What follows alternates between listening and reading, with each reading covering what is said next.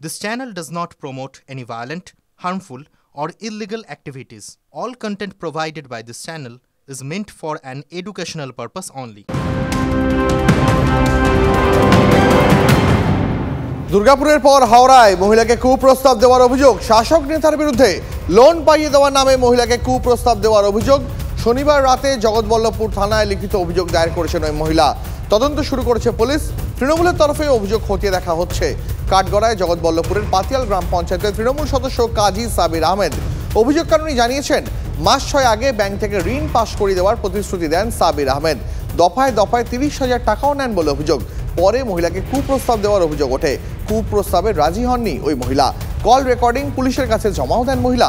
যদিও সব অভিযোগ অস্বীকার করেছেন সাবির আহমেদ। পাল্টা সিপিএম আইএসএফের বিরুদ্ধে রাজনৈতিক চক্রান্তের অভিযোগ তুলেছেন তিনি। তা আমি 6,000, 2,000, 5,000 করে 30,000 টাকা মোট দিয়েছি। আমি পয়সা চাইছি, বলছে না হবে না পয়সা। ঠিক আছে, তারপর মামাকে নিয়ে গেছি, তা নাই হোক করে মামাকে থানায় ঢুকিয়েছে একটা মেয়েকে সেজছে। দুবার পরে তা এখন বলছে তোকে আমি 1 লাখ টাকা দিচ্ছি, এই কেসটা তুলে নে। পর আমি যখনই ওনাকে লোনের কথা বলছি তখনই বলছে আমার সাথে দীঘায় চ এই করো, এখানে বাজে বাজে অনেক কিছুই বলেছে। ঠিক আছে, আমি সেই কারণে ওনার রেকর্ডিং করে আমি সবাইকে দিয়েছি। সারা জগৎবল্লভপুরে আমার একটা সুনাম আছে।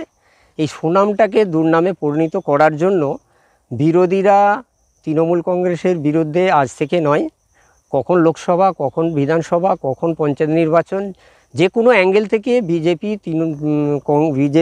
সিপিএম এবং আইএসএফ তিনজনে একত্রে হয়ে ভোট ভাগাভাগির খেলা করে নিজেরা জয়লাভ করার জন্য এই পরিকল্পনা করে আমার গায়ে গালি লাগানোর জন্য এটা করেছে।